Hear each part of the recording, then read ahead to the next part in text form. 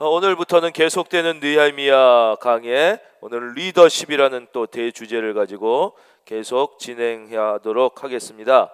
1절, 그때 대제사장 엘리야십이 그의 형제 제사장들과 함께 일어나 양문을 건축하여 성별하고 문짝을 달고 또 성벽을 건축하여 한메아 망대에서부터 하나넬 망대까지 성별하였고, 예, 저를 봐주십시오. 우리가 다 읽은 이유는 하나님께서 특별히 여기에 이 모든 이 애쓰고 참여한 사람의 이름을 일일이 다 기록해 주셨기 때문이에요. 그러니까 사극이, 우리나라 사극이 재밌는 게 많아요. 저도 대조영, 옛날 사극, 설중매 어려서부터 사극을 다 좋아했는데, 제일 우리나라 사극의 최고봉을 하나 꼽으라고 그런다면 저는 주저없이 대장금을 꼽을 거예요. 예. 왜냐, 대장금이 왜 특별하게 그렇게 저에게 의미로 다가왔느냐, 하나님의 시각에서 볼 때 가장 하나님의 마음과 합한 사극이 대장금이라고 생각해요. 다른 거는 다 왕이 주인공이고 어떤 영웅 한 사람이 주인공이고 어떤 특별한 사람만을 중심으로 얘기가 다 이어가요. 물론 대장금도 이영애를 중심으로 이어지긴 하지만, 대장금은 뭐냐, 그 어떤 왕이나 어떤 특별한 고관 대작이 아니라 그 당시 가장 약했던 궁녀들, 그렇죠? 궁녀들, 그 수락관 궁녀들, 그 음식하는 그 궁녀들의 그 이야기들로부터 시작되잖아요. 그 음식을 하지만 자기가 그 음식 하나를 하는데 막 정성을 다하고 거기에 어떤 영양가가 들어가야 되는지를 막 애쓰고, 어떻게 하면 이 음식 맛을 살릴까를 애쓰고, 이 음식을 해가지고 어떻게 그 왕을 건강하게 할까, 각자 그 자기의 역할에서 최선을 다한 사람들의 이야기들. 그래서 그런 궁녀가 주인공이 됐다는 게 전 너무 그 작품이 멋진 작품이다, 이런 생각을 합니다.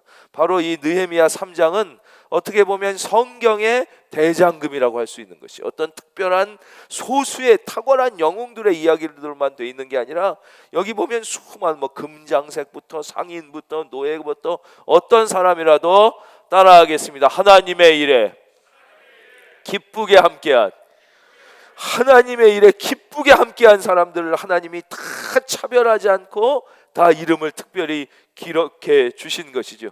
여러분, 우리가 다 큰일 할 수 없고 다 사회적으로 잘 나가고 뛰어날 수 없고 교회 안에서도 내가 특별한 거 할 수 없어도 나에게 주어진 작은 일에 우리가 최선을 다할 때 하나님은 그것을 크게 보시고 기뻐하시고 우리의 이름을 이 시간에도 천국 책에 적고 계신 줄로 믿습니다. 그래서 느헤미야 3장은 바로 성경 속의 대장금과 같다, 이렇게 이해하시면 돼요. 1절 조금 설명드릴게요. 그때 대제사장 엘리야십이 그의 형제 제사장들과 함께 일어나 양문에 별표하겠습니다. 양문은 여러분들이 그대로 생각하는 양입니다. sheep gate, 양이에요. 양. 이건 설명 안 들어도 벌써 가슴에 오는 게 있죠. 양 그러면 우리는 예수님 생각나는 거예요. 양 그러면, 그렇죠? 그래서 제일 처음에 양문을, 이거를 성벽을 건축하는데 최초로 했다는 게 귀한 영적 의미가 있어요. 그렇죠? 예, 이렇게 씁니까? 아닌데. 예, 이건 배고요. 그렇죠? 예. 이렇게 쓰죠. sheep gate, sheep. 양문, 바로 양문을 제일 처음에 한 이유는 이 문으로 양들이 지나들어서 진짜 양문이에요. 그럼 양들 지나다니는 게 왜 그렇게 귀하냐? 바로 양은 하나님 앞에, 지금으로 치면 예배, 이 당시에 제사 드릴 때 가장 필요한 거라는 거예요. 즉 이 양문은 하나님께 예배, 제사 드리기 위한 문이에요. 그래서 이 양문을 제일 처음. 그래서 모든 여러분 시간 계획을 할 때 무엇을 여러분의 시간 계획에 제일 앞에 둡니까? 여러분, 무엇이 여러분의 하루, 여러분의 일주일, 여러분의 한 달, 여러분의 1년 가운데 가장 중요한 여러분의 시간의 first time을 차지하는 것이 무엇입니까? 그것이 예배가 될 수 있기를 주의 이름으로 축원합니다. 그래서 주일부터 모든 게 시작돼요. 주일을 중심으로 모든 계획을 세우고 모든 시간을 배분하는 게, 그게 바로 하나님의 자녀의 삶이에요. 그래서 양문, 바로 예수 그리스도의 문, 나는 양이라 그러시죠. 우리를 위하여 십자가를 지신 어린 양문, 거기서부터 이 문이 시작된 것입니다. 이것은 모든 일의 시작을 바로 예배, 이 당시로는 제사예요. 제사, 양이 지나들어야 되고, 지금은 왜 양 없이 제사 드릴 수 있어요? 여러분 잘 아시는 대로 예수 그리스도께서 한 번에 온전한 속죄물이 돼서 양이 되셔서 우리의 모든 죄를 주시고 단번에 속죄를 이루셨기 때문에 이제는 따로 양이 필요 없이 우리가 어떻게 해요? 예수 그리스도의 십자가 보혈에 의지하여, 한번 따라하겠습니다. 예수 그리스도 십자가 보혈에 의지하여.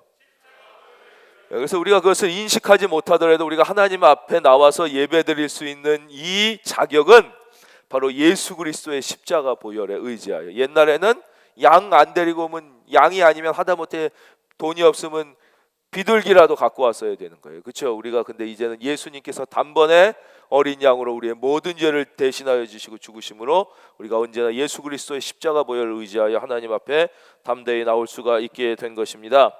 그 다음 문짝을 달고 또 성벽을 건축하여 함매와 망대. 함매와 망대는 뭐 별표는 안 쳐도 되고, 이게 바로 그 망 보는 거예요. 뭐라 그래요? 인스펙션이라고 그래요. 그 이렇게 멀리 오는 적병을 이렇게 관찰하는, 군사적으로 제일 중요한 건데, 그거보다 먼저 양문을 하고 그 다음에 하나넬 망대를 성별하고, 그 다음은 여리고 사람들이 건축하였고, 그 다음은 이무리의 아들 삭굴이 건축하였으며, 죄송합니다. 어문은요 영어로 피시 게이트예요. 아주 쉬워요. 그런 수산물 드날드는 곳이에요. 예, 수산물 드날드는 곳.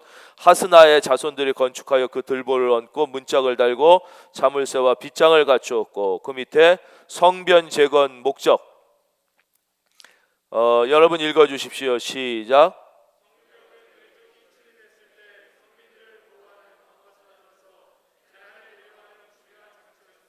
예, 이게 보통 중요한 게 아니에요. 그리고 성벽을, 그 밑에 지도도 나오지만 우리가 그냥 뭐 이렇게 담만 쌓고 문만 뚫는다고 성벽이 아니잖아요. 그렇죠?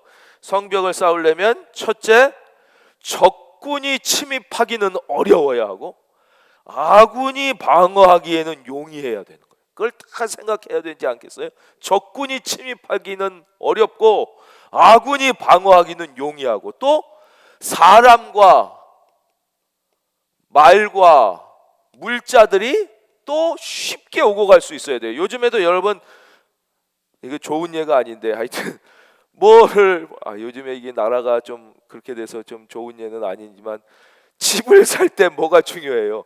교통이 중요해서 서울이 그래서 비싼 거 아니에요. 서울이 왜 그러냐? 들고 난 이 교통이 얼마나 사람 사는데 중요하냐 하는 거예요. 그렇죠?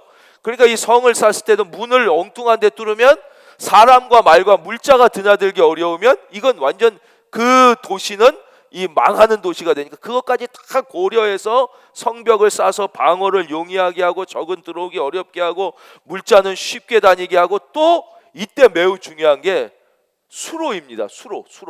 사람은 물 없이는 못 살거든요. 물 없이는. 그렇죠? 그래서 밖으로부터 수로를 뚫어서 이 안에 물이 늘 충분히 공급되게 하는 것 같지. 그러니까 뭐 높이까지 조절하면서 그 모든 것을 고려해서 한 거기 때문에 아주 치밀한 계획과 그런 게 필요한 아주 어려운 일이었어요. 이게 그냥 쉽게 우리가 성경처럼 그냥 대충 이렇게 쌓고 이 정도가 아니에요. 이 엄청난 것을 이제 하기 시작한 것입니다. 2절, 느헤미야가 주장한 것처럼 여호와의 백성으로서 허물어진 하나님의 도성을 방관해온 수치를 씻기 위함이었습니다. 성벽 재건 방식. 성벽 재건 공사를 45구간으로 나누어 진행했어요. 각 작업팀은 총 4km, 약 100m 구간씩 맡아서 완성해 갔습니다. 총 10개의 성문을 완성했는데 이 문들은 도시의 북동쪽에서 시작해 시계 반대방에, 그 지도 보시면 양문이 나오고 망대가 나오고 어문이 나오고 옛문은 그냥 올드 게이트예요. 골짜기문, 밸리 게이트, 분문, 똥 게이트, 영어로 덩 게이트 뭐 이렇게 돼요. 샘, 파운튼 게이트, 수문, 뭐 워터 게이트, 이렇게 반대 방향으로 이렇게 쭉 하면서 이 성을 졌습니다. 그 밑에 예배 우선순위 별표하겠습니다. 예배 우선순위. 벌써 설명드린 것이죠. 바로 양문. 양문을 먼저 졌던 게 바로 하나님 앞에 예배드리는 일이 제일 중요해서였다. 학계 2장 4절 다 함께 읽겠습니다. 시작.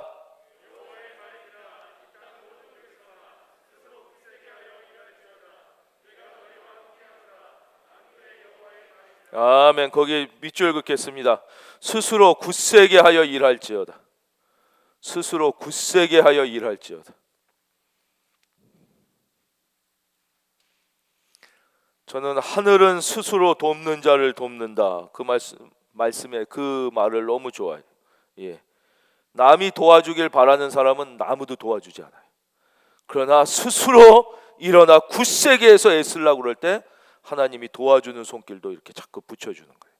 그걸 알아야 돼요. 자꾸 남의 도움만 기다리고 어떻게 누가 도와주지 않을까? 그 인생은 도와주지 않아요. 그 도와줘도 그 인생이 되질 않아요. 내 스스로 어떻게든 일어나 내가 하나님 믿는 사람으로 살아보겠다, 승리하리라, 이런 믿음을 갖고 힘들어도 스스로 일어나려고 하는 사람을 하나님께서 도와주셔서 돕는 사람도 붙여서 할렐루야, 예, 그 일어나게 하는 거예요. 예. 스스로 굳세게 하여 일할지어다. 내가 너희와 함께하노라. 만군의 여호와의 말이니라. 히브리서 13장 15절 다 같이 읽겠습니다. 시작.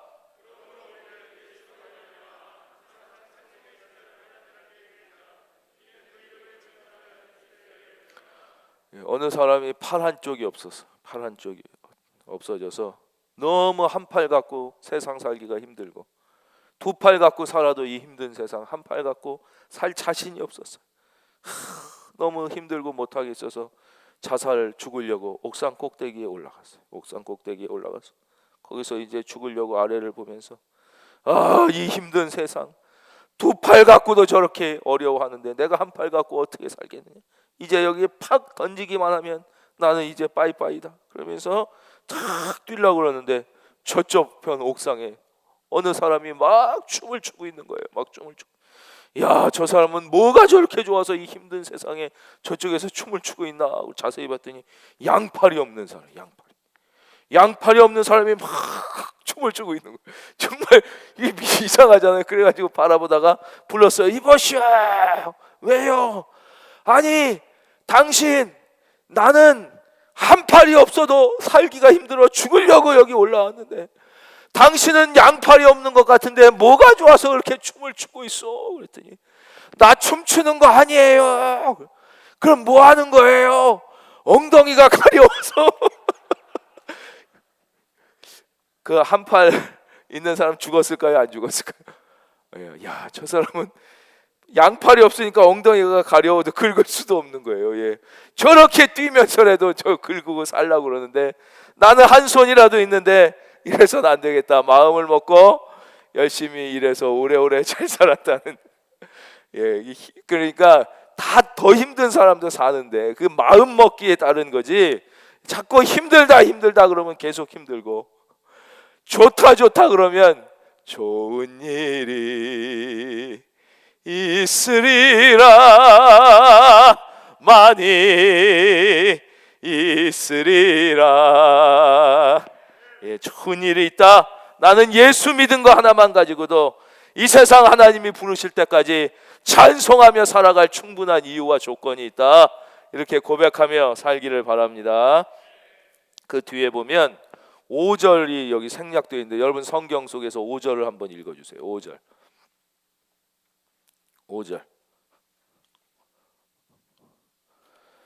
3장 5절 읽어주실 수 있는 분들 시작.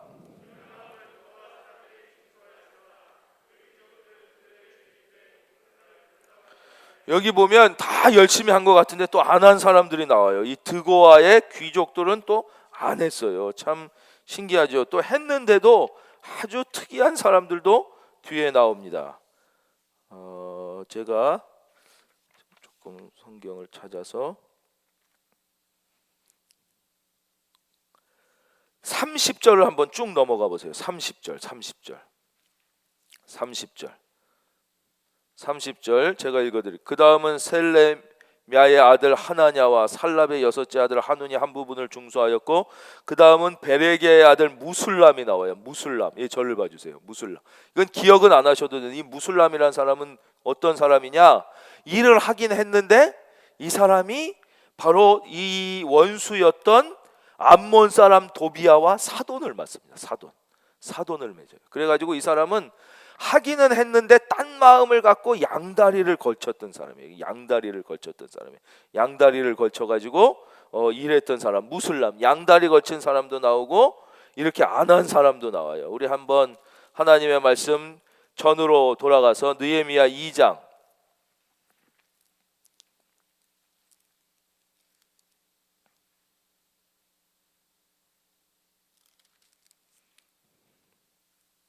18절, 2장 18절. 예. 오늘 2장 18절 한 절만 잘 읽고 가도 수지 맞고 가는 거예요. 2장 18절 한번 읽어보겠습니다. 시작. 왕이 내게 이런 말씀을 전하였더니 그들의 말이 일어나 건축하자 하고 모두 힘을 내어 이 선한 일을 하려 하매. 그러니까 여기에 이제 감동이 돼가지고 열심히 했는데 그렇다고 그래서 다 한 건 아니라는 거예요. 이렇게 드고아의 귀족들처럼 빠진 사람들도 있고 이 무슬람처럼 양다리를 거쳤어. 근데 아마 이 사람은 여기 보면 하나님의 선한 손이 나를 도우신 일, 여기에 감동해서가 아니라 왕이 내게 이른 말씀, 아마 이것 때문에 머리가 돌아갔을 거예요. 이거 왕이 시킨 일인데 괜히 안 했다가 나한테 손해보는 거 아니야? 이거 이번 정권이 이쪽에 전략적으로 많이 하는데 이거를 내가 같이 해야 거기가 좀 주식도 오르고 내 사업도 잘 될 거 아니야? 아마 이런 생각이 있었겠죠. 그래서 늘 뭐 어디나 그렇습니다. 하나님의 교회조차도 순수하고 기쁜 마음으로 이 하나님의 선한 손, 하나님 주신 은혜 때문에 열심히 하는 사람들도 있고, 또 때로는 이 무슬람처럼 열심히 교회에 동참하고 하는 것 같아도 세상과 양다리를 걸치고 뭔가 딴 생각과 딴 이익을 따지면서 하는 사람들도 있고, 또 아예 드고아의 귀족처럼 안 하는 사람들도 있는 것이에요. 여기도 보면 여기가 그런 다양한 모습을 발견하게 됩니다. 다시 우리 전으로 돌아가서 그다음 8절 보겠습니다. 8절 오늘 이렇게 뚝뚝 뛰어넘으면서 이 3장 다 하려고 그래요. 8절. 그 다음은 금장색이 나와요. 금장색. 그리고 하레야의 아들 우시엘이 중수하여 그 다음에 향품 장사. 그건 아주 다양한 직업을 가진 사람들이 했다는 거예요. 26절에 보면 노예들도 나와요. 노예들. 26절. 그때 느디님 사람은 오벨에 거주하여 동쪽 수문과 마주대한 곳에서부터 내민 망대까지 이르렀느니라. 여기 느디님 사람은 저를 봐주십시오. 바로 노예였어요. 근데 주로 어떤 노예냐? 전쟁에 져서 포로로 잡혀온 노예들이었어요. 이 사람들은 주로 하나님이 어떻게 하게 했냐면 레위인과 제사장을 수발드는 일들을 주로 그 노예들을 하게 했는데, 학자들은 그 사람이었을 거라고 생각합니다. 그래서 노예들, 금장색, 향품장사, 또 마지막 32절 상인들, 뭐 이렇게 모든 다양한 사람들이 다 했다는 거예요. 그래서 주의 일도 그렇죠. 모든 하나님의 일은 어떤 한 분야의 사람들이 하는 게 아니라 모든 사람들이 이렇게 힘을 합쳐서 하나님의 나라를 이루어감을 우리가 이 3장을 통해서 배우게 됩니다. 9절. 그 다음은 예루살렘 지방의 절반을 다스리는 후르의 아들 르바야가 중수하였고, 10절. 그 다음은 하루마베 아들 여다야가 자기 집과 마주대한 곳. 그거 한번 밑줄 그어 보실래요? 자기 집과 마주대한 곳. 자기 집과 마주대한 것. 이거는 뭐냐? 조금 자기의 이익과 관계되는, 아주 완전히 헌신되지 못한 사람들에게 조금 좀 헌신할 수 있고, 그것이 또 실제적으로 자기에게도 좀 유익이 되는 그런 쪽을 맡기게 되는 거예요. 이거는 뭐 인간적으로 볼 때는 자기 집과 마주대한 곳이니까 더 튼튼하게 했을 수도 있고, 또 아직은 온전하게 그 공동체나 하나님 나라를 위한 헌신이 덜 됐을 때도 또 참여해서 점점 그 은혜의 깊은 맛을 알 수 있게도 해주고, 이렇게 상황에 따라서 그 사람들에게 합당한 그런 이렇게 일들을 맡겼다는 것이죠. 오늘의 큰 주제가 리더십이라는 것을 기억하면서 이 말씀을 들으시면은 더 은혜가 됩니다. 내가 섬기는 것뿐만 아니라 우리 다 이 시간 예배드리는 분들은 하나님 나라의 영적 지도로 리더십을 하나님이 맡기고자 하는 분들이니까 우리가 어떻게 이 교회 생활할 때 공동체를 이루어가고 하나님의 일을 함께 이루어가는지 이 3장을 통해서 우리가 많은 지혜를 얻을 수가 있기 때문에 그렇습니다. 느헤미야의 리더십의 원리, 괄호 안에 들어갈 말 협동입니다. 협동. 지금까지 계속 설명드렸죠. 다양한 직업, 모든 사람, 그렇죠. 예, 또 좀 헌신이 약한 분들은 그 자기 집합을 하게 하고 이래서 아주 다양하게 했어요. 리더십의 첫 번째 원리는 협동이에요. 협동. 성벽 제거는 느헤미야가 시작한 일이지만 온 이스라엘 공동체가 주도하고 참여한 역사적인 일이었습니다. 공사에 참가한 사람 중 3장에 언급된 대표 인물만 75명입니다. 이들은 사회적으로 매우 다양한 직위에 있던 사람들이었습니다. 지금 설명드렸죠. 금장사, 향품장사, 상인, 노예, 또 예루살렘의 절반을 다스리는 귀족부터 또 대제사장, 뭐 아주 다양한 사람들, 온 공동체가 하나 되어 성벽 재건 프로젝트에 참여한 것이었습니다. 예, 그래서 꿈을 포기하지 않고 최선을 다했는데 협동으로 했다. 전도서 4장 11절에서 12절 여러분 교재에 있으십니까? 예, 거기에 들어갈 말은 세겹줄입니다. 세겹줄. 전도서 4장 11절에서 12절 세겹줄 쓰시고 한번 읽어보겠습니다. 시작.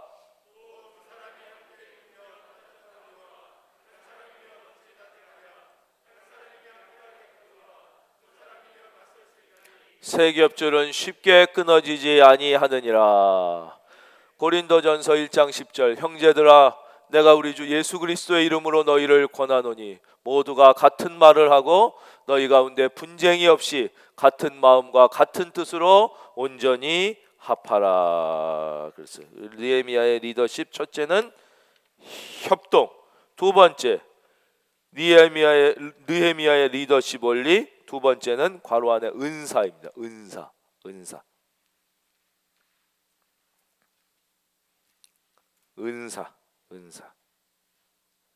거기에 은사라고 쓰시고요. 밑으로 내려오셔서 베드로전서 4장 10절 각각 괄호 은사를 받은 대로 거기도 은사 쓰시고 베드로전서 4장 10절 먼저 읽어보겠습니다. 시작.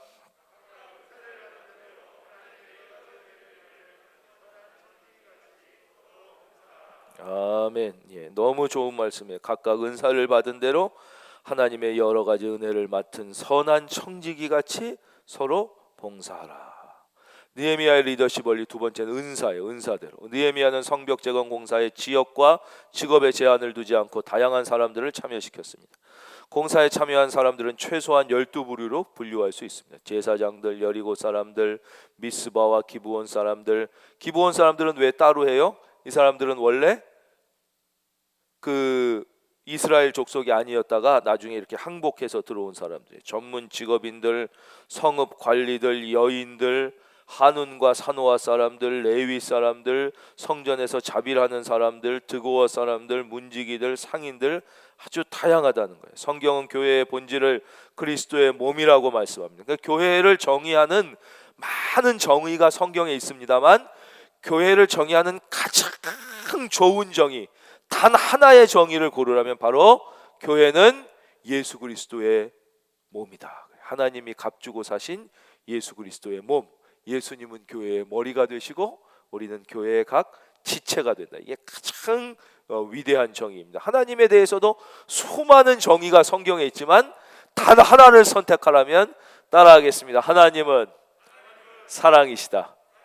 그게 가장 위대한 정의고 단 하나의 정의로 하나님을 가장 잘 표현할 수 있는 것이듯 바로 교회를 가장 잘 표현할 수 있는 것은 교회는 예수 그리스도의 몸이라는 것입니다. 예수 그리스도의 몸. 몸의 가장 중요한 특성은 여러 지체들이 하나로 연결되어 각자의 기능을 따라 전체를 위해 협동한다는 사실입니다. 이 말이 너무 좋은 말씀이에요. 그렇죠? 각자의 기능을 따라 전체를 위해 협동한다는 사실이에요. 그 어느 군부대에서 그 표현을 쓰죠? One for all, all for one. 하나는 전부를 위해, 전부는 하나를 위해. 예. 그 어느 부대에서 쓰는, 특전사에서 쓰는 것입니까? 몰라요? 그런 부대 나온 사람 없어요. 그 너무 저는 그 좋은 표현이라고 생각해요. 그렇죠? One for all, all for one. 하나는 전체를 위해, 전체는 하나를 위해. 그래서 미국이 그래도 좀 부러울 때가 그런 거잖아요. 어디 오지에 어떤 나라에 어느 나라에 이렇게 돼 있어도 미국 자국민을 위해서 훨씬 엄청난 희생을 감수하고라도 어마어마한 부대를 투입시켜 가지고 그것을 구해, 어떠한 희생이 따르더라도 미국인이라면 그걸 살려내기 위하여, 이게 이제 all for one인 거예요. 한 사람을 위해서. 오히려 객관적으로 보면 더 많은 희생이 되는 것 같지만 그렇지 않은 거예요. 우리는 같은 미국인이라는 그걸로 쭉 들어. 또 미국 너무 좋게 얘기하면은 막 너무 공격을 하기 때문에 이 정도만 하겠습니다. 이 세상에 어떤 나라도 타국을 위해 존재하는 나라는 없습니다. 자기 나라의 자국의 이익이 첫째지요. 그럼에도 불구하고 저의 짧은 식견과 경험을 통해 볼 때 미국이란 나라가 그래도 다른 나라들에 비해서는 크리스천이티, 기독교 정신이 바탕이 돼 있고, 또 이민자들, 아무리 차별이 있다고 해도 이민자들로 인하여 이루어진 나라고, 또 자기들이 처음에 그 인디안들의 땅을 빼앗았다는 그 원죄 의식을 갖고 있기 때문에 그래도 유럽 훨씬 더 폐쇄적입니다. 이탈리아 사람이 훨씬 미국보다 그럼 더 이탈리아 사람은 사랑이 많고 많이 나눠주고 자기 나라의 이익을 유럽 나라들은 훨씬 더 물론 미국도 완전하진 않죠. 그러나 더 폐쇄적이고, 동북아시아의 나라들은 정말 훨씬 더 중국이란 나라는 여태까지 역사적으로 우리나라보다 강했을 때 한 번도 우리를 동등하게 대우해 준 적조차 없고, 한 번도 없고, 역사적으로 5,000년 역사를 찾아보십시오. 중국이 우리를 동등하게 대우해 준 적이 단 한 번도 없고, 지금도 그런 삐뚤어지고 잘못된 의식이 그들의 그 지도층의 일부에 있고, 또 공산당이고, 투표 안 하잖아요. 공산당이고, 교회 그냥 다 핍박해도 아무 소리 못 하는 나라고요. 그렇기 때문에 모든 나라가 어떻게 다 자기 나라를 위해서 존재하죠. 그렇다면 그럼 누구랑 친구를 해야 될 것이냐? 모두와 친하게 지내야 되되, 우리가 역사적으로 이렇게 좀 더 지혜의 눈을 가지고 이렇게 넓게 보면서 역사를 통하여 배우지 못하면은 그 비극이 되풀이 된다고 그러지 않습니까? 일본이란 나라도 마찬가지고요. 그래서 우리는 하나님을 붙잡고 우리가 믿음으로 살아야 되되, 그 역사적 좀 지혜를 이렇게 좀 가지고 큰 틀에서 나라의 앞날을 바라보는 것이 좋지 않을까. 이거는 안 들으셔도 됩니다. 이건 지금 성경 말씀이라기보다는 제 개인적인 제 경험과 제가 이렇게 사람들을 만났을 때의 그런 느낌 같은 거를 좀 이렇게 말씀드린 거니까요. 성경은 교회의 본질을 그리스도의 몸이라고 말씀합니다. 몸의 가장 중요한 특성은 여러 지체들이 하나로 연결되어, 다시 한번요, 따라하겠습니다. 각자의 기능을 따라 전체를 위해 협동. 기가 막히죠? 주님이 교회를 몸이 되게 하신 것은 주의 일이란 혼자 할 수 없는 것이며, 각 성도가 자신의 은사 따라 서로 봉사하는 팀 스피릿이 요구되기 때문입니다. 팀 스피릿, 별표, 팀 스피릿, 팀 영혼, 팀혼, 팀 스피릿. 제가 군대에 있을 때 미군과 같이 하던 작전이 팀 스피릿이었어요. 나중에는 그게 없어지고 이름이 바뀐 것 같더라고요. 팀 스피릿이라는 그런 걸 했어요. 우리 목사님 또 친미주의자 이제 나오는구나. 이러지 말. 친미주의자 아닙니다. 친미도 아니고 친일도 아니고 친중도 아니고, 우리는 오직 친하, 하나님과 친하면 할렐루야. 하나님 손 굳게 붙잡고 다른 좋은 우리의 모든 나라들을 이웃으로, 친구로 삼아서 이렇게 같이 가는 것이죠. 그런데 조금 더 가까운 친구, 조금 덜 가까운 친구가 있을 수 있겠지요. 누구를 더 가까운 친구로 할 것이냐, 이런 데는 지혜가 필요하다. 훌륭한 리더는 결코 혼자 일하지 않고 일을 나눌 줄 알며 구성원들을 적재적소에 활용할 줄 아는 사람입니다. 고린도전서 12장 27절, 다 같이 읽겠습니다. 시작. 17절, 그 다음은 레위 사람 바니의 아들 르훔이 중수하였고, 그 다음은 그일라 지방 절반을 다스리는 하샤바가 그일라에 별표하겠습니다. 그일라. 오늘 여기까지 말씀드리고 저녁 말씀 맺으려고 그래요. 그일라 별표하시고, 저를 봐주십시오. 그일라 하면 생각나는 인물이 있지 않습니까? 그렇죠. 그 사람 얘기하려고 그러는 거예요. 제가 너무나 개인적으로, 우리 모두가 그렇겠지만 좋아하는 구약의 인물, 바로 그 사람. 그일라 하면은 생각 떠오르는 한 남자, 바로 다윗이죠. 다윗이 바로 이 그일라에서, 한번 찾아볼까요? 사무엘상 23장 1절, 2절, 3절 이렇게 화면에도 한번 찾아주십시오. 그일라 그러면 어디선가 들었던 것 같은데, 이런 느낌이 나죠. 우리가 사무엘상 공부할 때 그일라라는 지역이 나옵니다. 여기 아주 중요한 사건이 있었죠. 여기에서 그일라 하면 떠오르는 사나이, 바로 다윗입니다. 다윗.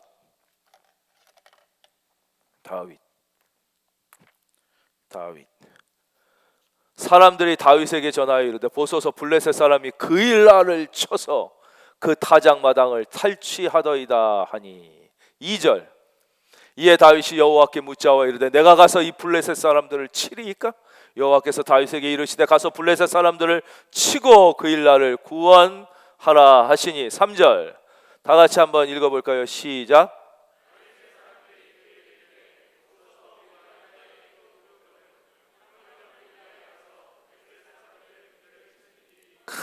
그게 다윗 한 사람과, 그렇죠? 여기에 다윗 한 사람과 모든 다른 사람들, 그렇죠? 다른 사람들, 갈등이 나오는 이곳이에요. 그일라는 어디였냐? 이 다윗이 이제 사울에게 쫓겨가지고 막 블레셋 지방에 갔다가 여기로 도망쳤다가 여기로 도망쳤다가 막 하던 그 어려운 때였어요. 그때 바로 이 그일라 지방에서 이런 일이 생깁니다. 근데 다윗이 하나님께 다 기도드리죠. 하나님 치리까? 그랬더니 쳐라! 그랬어요. 하나님의 음성을 듣고 나아간 다른 모든 사람들은 막 객관적으로 말이 안 됩니다. 지금 우리 살기도 힘든데 그거 어떻게 그러겠습니까? 막 이럴 때 다윗은 확신을 가졌어요. 왜냐하면 이때 다윗이 영적으로 거의 자기 인생의 하이라이트였던 것입니다. 영적으로 다른 말로 표현하면 가장 맑고 깨끗해. 이때는 하나님과 거의 직통 수준이에요. 직통 수준. 즉 기도하면 팍팍팍 기도가 하나님께 올라가고, 하나님이 말씀하시면 그 말씀이 다윗의 영혼에 팍팍팍 들어와 꽂히게 들리던 바로 그때예요. 그일라 지방을 헤매, 즉 다윗이 평탄할 때, 왕위에 있었을 때, 잘 나갈 때가 아니라 다윗이 오히려 세상적으로 공공하고 장인에게 쫓기고 막 그 고생하고 이리저리 떠돌 때 오히려 다윗이 영혼이 가장 맑았고 하나님과 가장 가까웠고 하나님과 친밀해서 하나님의 음성을 들었던 것, 그게 바로 이 그일라예요. 우리가 기억할 만한 가치가 있지요. 사랑하는 성도님, 우리는 평안하기를 원하지요. 우리는 잘 되기를 원하고 형통하기를 원하고 위에 서기를 원하지만 어쩌면 지금 고생하는 지금 우리가 힘들고 쫓기고 헤매는 지금이 하나님과 가까울 수 있는 최고의 찬스일 수도 있다는 사실을, 할렐루야, 우리는 기억해야 합니다. 다윗은 바로 이때가, 다윗이 나중에 천국에 갔을 때 내가 그때 왕 잠깐 했던 거 그게 아니라 그때 지상에서 그일라, 그때 제가 하나님께 기도하면 하나님의 음성이 바로 들리고 모든 사람의 의견이 아니라 다 반대해도 하나님의 분명한 음성을 듣고 내가 담대하고 용감하게 움직였던 그때, 그일라를 말을 타고 헤매던 그때가 하나님 어쩌면 저의 인생의 하이라이트였는지 모릅니다. 대답하지 않겠어요? 그렇죠?